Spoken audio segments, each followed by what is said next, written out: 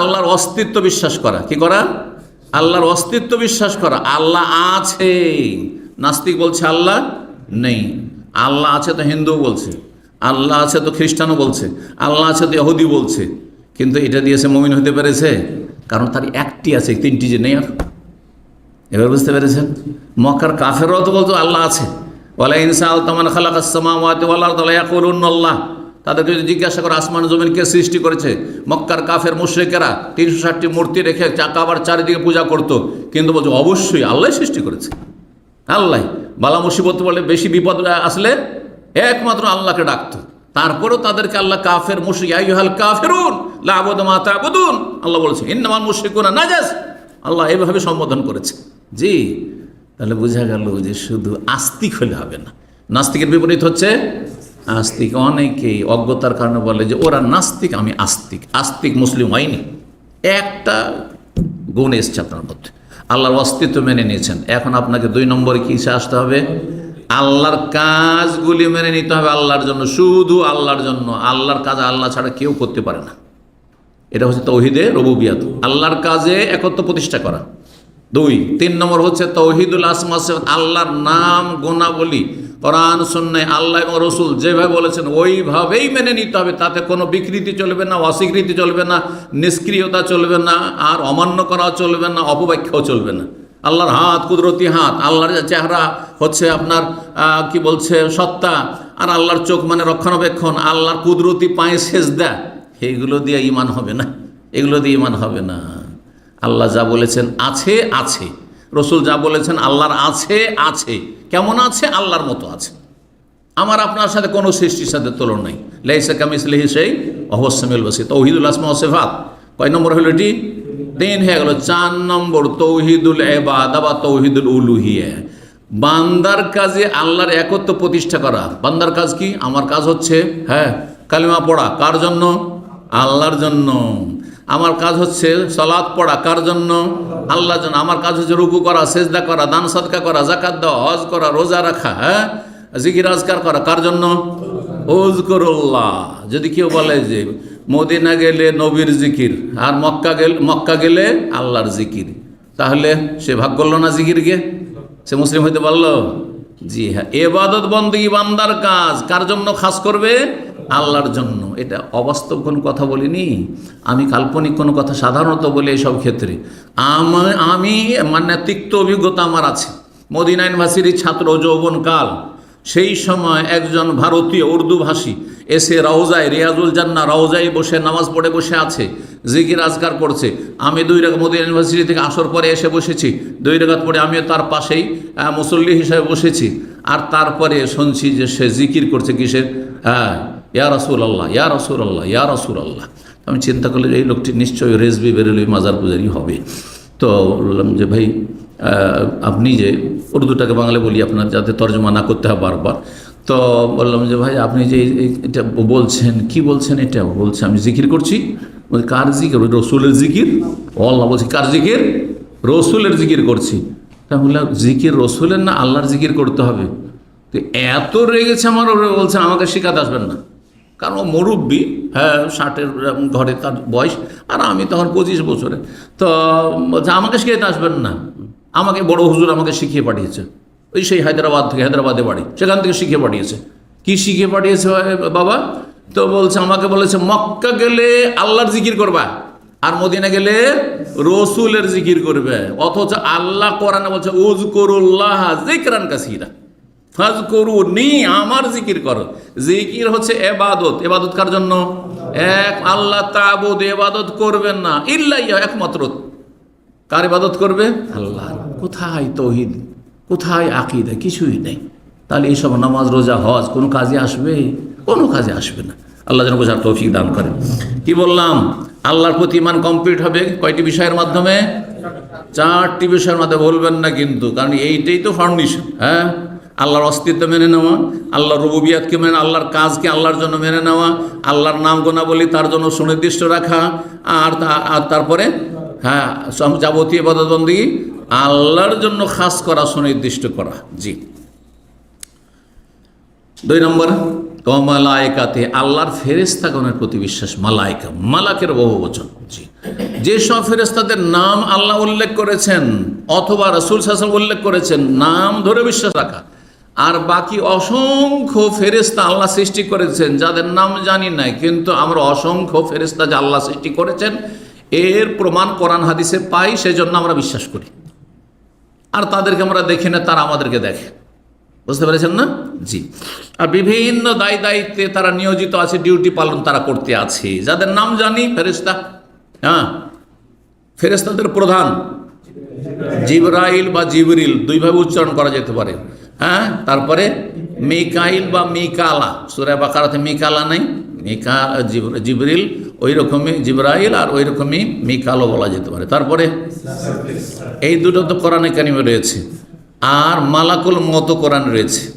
আজরাইল কোথাও আছে? আপনারা যে আজরাইল বলছেন, মালাকুল মত কি আজরাইল কোথাও আছে? কোনো আয়াতে তো কিয়ামত পর্যন্ত হবে না, কোনো হাদিসে কিয়ামত পর্যন্ত হইতে পারে, এটাও শুনে কোনো হাদিসও পাবেন না আপনি এই আজরাইল নামটি। কথা বোঝা গেছে? তাহলে আমাদের দেশের যে বক্তা সমস্তই আজরাইল আজরাইল, কোথায় বলেন আজরাইল? হ্যাঁ, না নাম আজরাইলও নেই আর ইসরাইলও নেই, কি আছে? মালাকুল মত। মালাকুল মত আল্লাহ বলছেন সূরা সাজদা, কুলিয়াতাওয়াফাকুম মালাকুল মউতিল্লাযী ওয়াক্কালা বিকুম, হে নবী বলে দাও তোমাদের আত্মাগুলি গ্রহণ করে, হ্যাঁ নিয়ে যায় আল্লাহর কাছে মালাকুল মত, মতের দায়িত্বশীল প্রধান যিনি, ওই ফেরেশতা মালাকুল মত। আল্লাযী ওয়াক্কালা বিকুম, যাকে এই দায়িত্ব ন্যস্ত করা হয়েছে। জি, তো মালাকুল মত হয়ে গেল। তাহলে তিনটে কোরআনে পেলেন। আর একটি কোরআনে রয়েছে ইয়া মালিকুল ইয়াকযি আলাই, জাহান্নামের প্রধান যিনি, ইয়া মালিকুল ইয়াকযি আলাইনা রাব্বুক। তাহলে কোরআনে এই নাম আমরা পেলাম, মালিক খাজানুন নার, জাহান্নামের দায়িত্বশীল ফেরেশতা। আর একজন ফেরেশতার কথা হাদিসে রয়েছে, প্রসিদ্ধ দুয়াতে একাধিক হাদিসও রয়েছে, সিংহার হাদিসও রয়েছে। সেই ফেরেশতার নাম কি? হ্যাঁ, ইসরাফিল। আনা রাব্বা জিবরাইল ওয়া মিকাইল ওয়া ইসরাফিল। জি, ইসরাফিল সিংহা নিয়ে প্রস্তুত হয়ে রয়েছে, কখন আল্লাহর হুকুম হবে, রেডি হয়ে আছে ইসরাফিল। তো ইসরাফিলের নাম তাহলে কোরআনে নেই, কিন্তু সহিহ হাদিসে রয়েছে।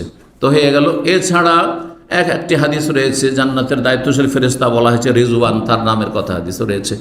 বাকি আল্লাহ বলছেন ওয়া মা ইয়ালামু জুনুদা রাব্বিকা ইল্লা হুয়া, তোমার রবের সেনাবাহিনীর সংখ্যা আল্লাহ ছাড়া কেউ জানে। এত অসংখ্য সেনাবাহিনী আল্লাহ রয়েছে। আল্লাহ সবচেয়ে বড় সেনাবাহিনী আল্লাহর যে কোনো সৃষ্টি সেনাবাহিনী। আল্লাহ ইচ্ছা করলে পৃথিবী ধ্বংস করার জন্য মেলা সেনাবাহিনী, মানুষকে ধ্বংস করার জন্য পোকা মাকড় মশা দিয়ে আল্লাহ ধ্বংস করতে পারে, তাই না? সবই সেনাবাহিনী আল্লাহ রাব্বুল আলামিন। কিন্তু যে গুরুত্বপূর্ণ সেনাবাহিনী যাদেরকে উদ্দেশ্য বিশেষভাবে করা হয়েছে তারা হচ্ছেন মালাইকা, ফেরেশতা। তো এই ফেরেশতার কথা হলো 2 নম্বর। 3 নম্বর হচ্ছে আল্লাহর আসমানি কিতাবগুলির প্রতি বিশ্বাস রাখা। আগের কিতাবগুলির প্রতি সংক্ষেপে বিশ্বাস রাখতে হবে যে এগুলি আসমানি কিতাব, যেগুলি কোরআন হাদিস দ্বারা প্রমাণিত যে আসমানি গ্রন্থ, সেগুলিকে ওহী বলবেন আসমানি গ্রন্থ। কিন্তু সেগুলির ক্ষেত্রে দুটো কথা মনে রাখবেন, রহিত হয়ে গেছে মানে মনসুখ, ক্যান্সেল ঘোষণা করা হয়েছে, আর বিকৃত করেছে সেই জাতিগুলো। তাওরাত, জবুর, ইনজিল এগুলো বিকৃত করেছে সেই জাতিগুলো, আর আল্লাহ সেগুলিকে কি করেছেন? অচল বলে মনসুখ, রহিত করেছেন, ক্যান্সেল ঘোষণা করেছেন। যেমন 71-এর আগের পাকিস্তানি আইন রহিত হয়ে গেছে বাংলাদেশ থেকে, তারপরে ইংরেজদের আইন রহিত হয়ে গেছে, তারপরে তার আগে মোগলদের আইন রহিত হয়ে গেছে। এখন 71-এর পরে কেউ যদি মোগল আইন দিয়ে আমরা কি চালাবো, দেশ চালাবো, তাহলে তার নাম কি? হ্যাঁ, রাষ্ট্রদ্রোহী, দেশদ্রোহী। ঠিক তেমনি আল্লাহদ্রোহী, জাহান্নামী। কে?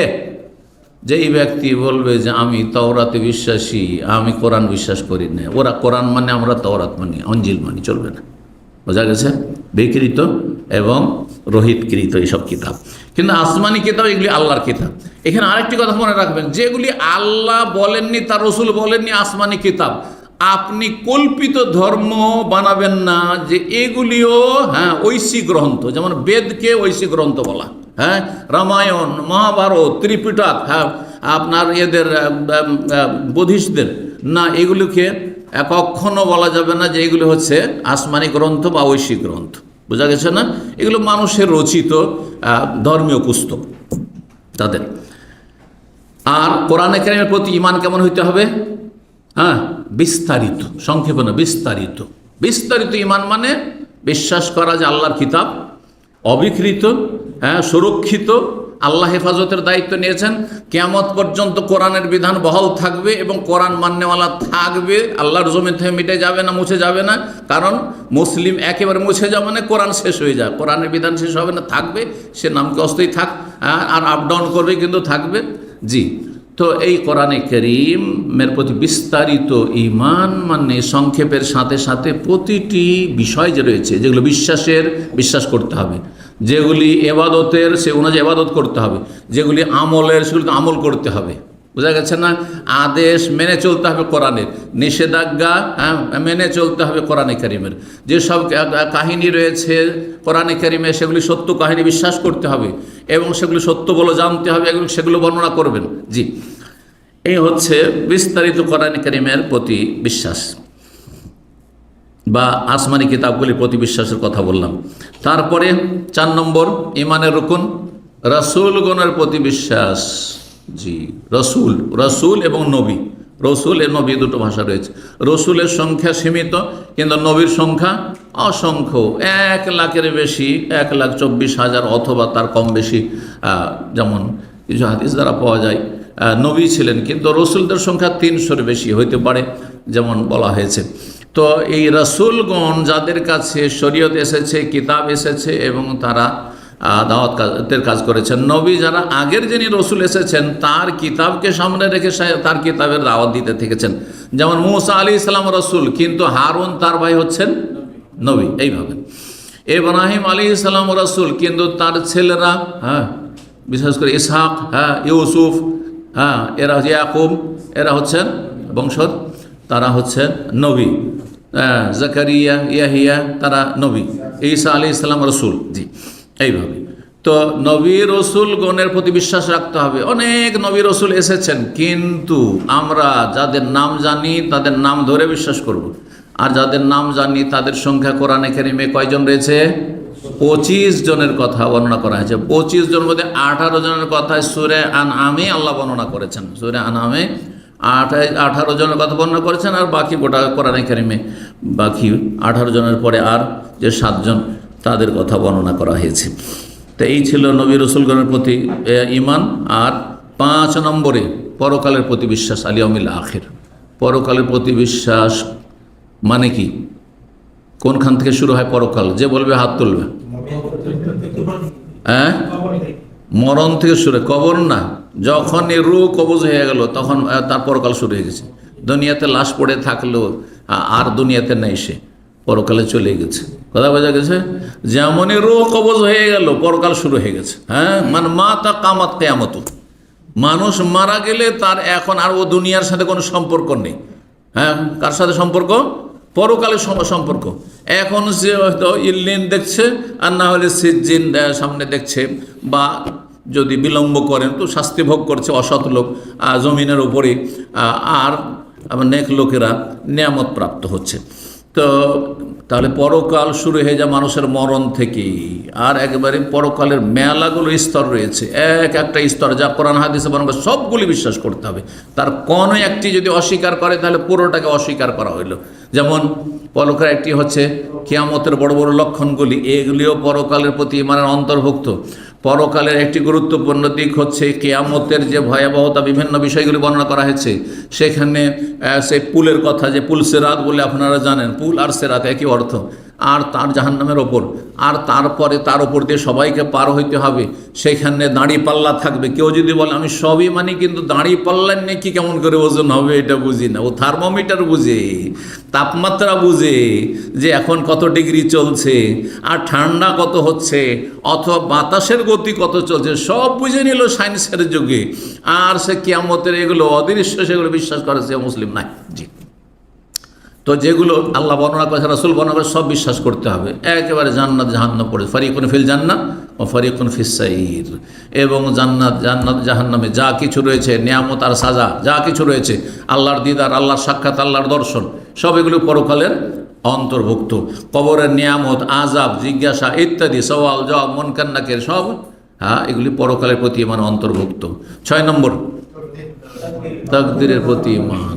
ইমানে যে 6টি রুকন, 5টির দলিল তো বলেছে সূরা বাকারা 177 আর সূরা নিসার 100, হ্যাঁ কত বললাম 36, মানে সূরা বাকারা সূরা নিসার 136। আর তারপরে এই তকদিরের দলিল কি? তকদিরের সূরা কামারের আয়াত নম্বর 49, আল্লাহ ইন্না কুল্লা শাইইন খালাকনাহু বিকদার, আল্লাহ বলছেন নিশ্চয় আমি প্রতিটি বস্তুকে, বস্তু শুধু মানুষের তকদির না, প্রতিটি জিনিস আল্লাহ যা কিছু, আল্লাহ ছাড়া যা কিছু পৃথিবীতে আছে, পাহাড় পর্বতই হোক আর সূর্য চন্দ্রই হোক আর গাছপালাই হোক আর যা কিছুই হোক না কেন, কুল্লা শাইইন, সেই আল্লাহ ছাড়া যা কিছু পৃথিবীতে আছে সবই হচ্ছে সেই। প্রতিটি বস্তুকে, প্রতিটি বিষয়কে আমি সৃষ্টি করেছি বেকাদার, তকদিরের সাথে। সহজ ভাষা, ইসলামের ভাষায় বললাম তকদিরের সাথে, মানে সুপরিমিতভাবে। তকদির মানে কি? সুপরিমিত রয়েছে। আমার পরিমাণ নির্ধারণ আছে, আমার রিজিক নির্ধারণ আছে, কেউ কেড়ে নিতে পারবে না। আমার হায়াত সময়সীমা নির্ধারণ রয়েছে, আমার এলেম নির্ধারিত রয়েছে, এতটা এলিম হবে, এর বেশি হবে না, এর কমও হবে না। আমার খেদমত নির্ধারিত রয়েছে, সুপরিমিত রয়েছে, এতটা খেদমত করতে পারবো, এর বেশি পারবো না। হ্যাঁ, আমার ছেলে মেয়ের পরিমাণ তাও নির্ধারিত রয়েছে, তাদের সুস্থতা অসুস্থতা, আমার সুস্থতা অসুস্থতা, ভালো মন্দ, উত্থান পতন, প্রতিটি সৃষ্টির। হ্যাঁ, এই যে সূর্য চন্দ্র গ্রহণ লাগছে, কখন গ্রহণ লাগবে, কখন কি হবে, কতটা গ্রহণ লাগবে, সব কিছু সুপরিমিত আল্লাহ রাব্বুল আলামিনের তকদিরে। ওয়ালা রাতবিন ওয়ালা ইয়াবিসিন ইল্লা ফি কিতাবিম মুবিন, কোন শুকনো বস্তু হোক আল্লাহর সৃষ্টি, অথবা কোন তাজা বস্তু হোক আল্লাহর কিতাবে মুবিন, সুস্পষ্ট লিখনিতে, অর্থাৎ লৌহে মাহফুজে, সেই তকদির যে ভাগ্যলিপি তাতে লিপিবদ্ধ রয়েছে। আশা করি বুঝতে পেরেছেন। এবং তকদিরের ক্ষেত্রে একটি কথা মনে রাখতে হবে যে তকদির আল্লাহ রাব্বুল আলামিন লিখে রেখেছেন, সেই অনুযায়ী হবে, কিন্তু তার মানে এই নয় যে আমরা বাধ্য। আপন জায়গায় আল্লাহ তকদির লিখে রেখেছেন, আর আপন জায়গায় স্বাধীনভাবে আমরা নিজে চলাফেরা করছি। এখন স্বাধীনভাবে আপনাদের সামনে আলোচনা করছি, আমি স্বাধীনভাবে উঠে যাব, আমাকে কোনো কিছু বাধ্য করছে না, তাই না? স্বাধীনভাবে ভালো কাজ করছি এখন আলহামদুলিল্লাহ। স্বাধীন কাজে, স্বাধীনভাবে আমি গিয়ে ঘুমাবার সময় ঘুমাবো হয়তো, বোঝা গেছে না? সব কিন্তু স্বাধীন, আমি সব কিছুতে স্বাধীন। আমি নড়াচড়া করছি স্বাধীন, এই যে হাত নাড়াচ্ছি, স্বাধীন না পরাধীন? হ্যাঁ, স্বাধীন। পাথরের মতো, পাথরের মতো না। যারা তকদিরকে অস্বীকার করেছে, বলছে তকদির বলে কিছু নাই, তকদির আছে যদি বলি তো আমরা পাথরের মতো। পাথরের মতো নাকি? আমরা তো হাড়ে হাড়ে টের পাচ্ছি যে আমরা পাথরের মতো নই। এই যে স্বাধীনভাবে আমি পানিটাতে হাত দিলাম, আবার রেখে দিলাম, খেলাম, এখন ইচ্ছা হলে খেয়ে নিলাম, স্বাধীন। তাহলে আমাদের যে সাজা শাস্তি বা আল্লাহর নিয়ামত আমাদের জন্য প্রতিদান, কিসের ভিত্তিতে? স্বাধীনভাবে ভালো কাজ করলে জান্নাত রয়েছে, দুনিয়াতে আল্লাহ সম্মান রয়েছে, আখিরাতে সম্মান রয়েছে। আর স্বাধীনভাবে পাপে লিপ্ত হচ্ছেন, ভালো কাজ করছেন না, সেই জন্য জাহান্নামে যেতে হবে। আপনার পাপের কারণে জাহান্নামে যেতে হবে। রবের দোষারোপ করা যাবে না? মোটেই দোষারোপ করা যাবে না।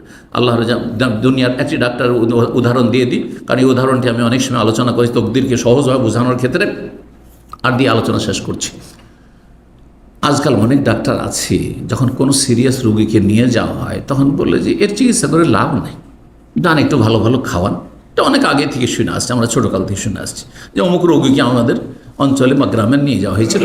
ডাক্তার বলেছে যে একে 3 দিনের বেশি বাঁচাতে পারবেন না, বাঁচবে না, যা পারবেন তাড়াতাড়ি করে একে ভালো করে খাইয়ে দেন, হ্যাঁ পরিচর্যা করেন, এর চিকিৎসা করে খরচ করে লাভ নেই। এই 3 দিন যে বলেছিল, 3 দিনে মারা গেল। কোনো বোকা লোক আছে হ্যাঁ বিশ্বে যে বলবে যে ডাক্তারের দোষে মারা গেল? আছে? কি বলবে? আরও ডাক্তারের প্রশংসা করে ও আকাশে উঠিয়ে দেবে। হ্যাঁ, কত ভালো ডাক্তার, 3 দিন বলেছে, 3 দিনেই থাকলো, 3 দিনের বেশি বাঁচলো না। কথা ঠিক না? তো রব্বুল আলামিন আমার আপনার সম্পর্কে যে বলে দিয়েছেন অগ্রিম, হ্যাঁ, যে এ জান্নাতি, এ জাহান্নামী, এ ভালো মানুষ, এ খারাপ মানুষ, এ সহি আকীদার, এ বদ আকীদার, এ নাস্তিক। হ্যাঁ, আমার কি দোষ? না না, আপনার দোষ। এখানে আল্লাহর কেন, আল্লাহর কেন দোষ চাপাচ্ছেন আপনি? কেন আল্লাহর প্রশংসা করছেন না? অথচ আল্লাহর একটা অসহায়, হ্যাঁ ক্ষুদ্র বান্দা একটা ডাক্তারের আর অভিজ্ঞতার আপনি প্রশংসা করছেন। আল্লাহ বুঝার তৌফিক দান করেন। সোজা অন্তর যদি থাকে তো রবের কি করবে?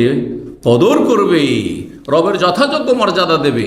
আর অন্তর যার বাঁকা, অন্তরে যার বক্রতা রয়েছে, অন্তরে যার ব্যাধি রয়েছে, অমা কাদারুল্লাহ হাক্কা কাদরিহি, যথাযোগ্য আল্লাহর মূল্য দেয় না তারা।